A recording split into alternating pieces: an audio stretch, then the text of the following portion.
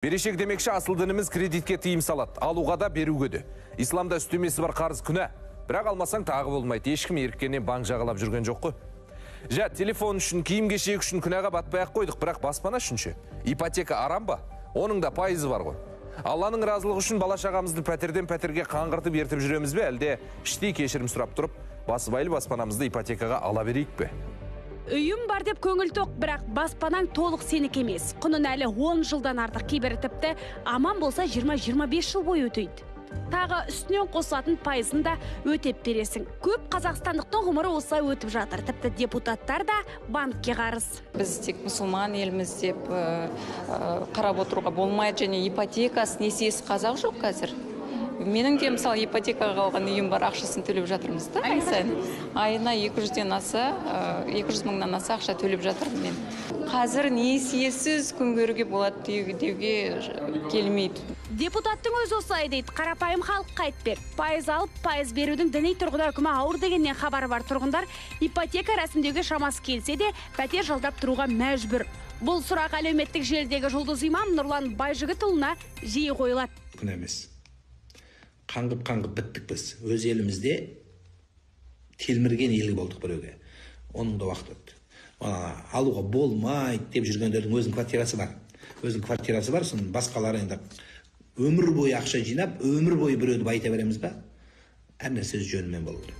Иә, имам елдің жайын дөп басып айтып отыр. Дегенмен мұндай сауалдарға нақты жауап беретін Қазақстан мұсылмандары діни басқармасының шариғат және пәтуа бөлімі бар.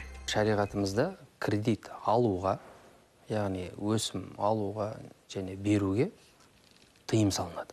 Алла Тағала Құран кәрімде оны ашық айтқан. Үлкен күнә белгілі, шариғатта тыйым салынған. Алла сауданы адал, ал өсімді харам етті деген.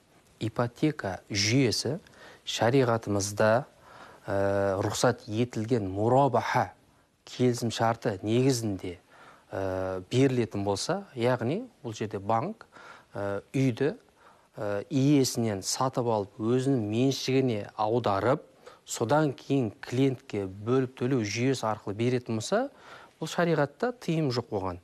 Қазір діни басқарма әрі банктермен мұсылмандарға арналған арнайы терезе ашу мәселесін ақылдасып жатыр екен. Әйтпесе Қазақстанда жалғыз мұсылман банкі бар, ол жерден қалтасы қалыңдардың ғана үй алуға мүмкіндігі жетеді.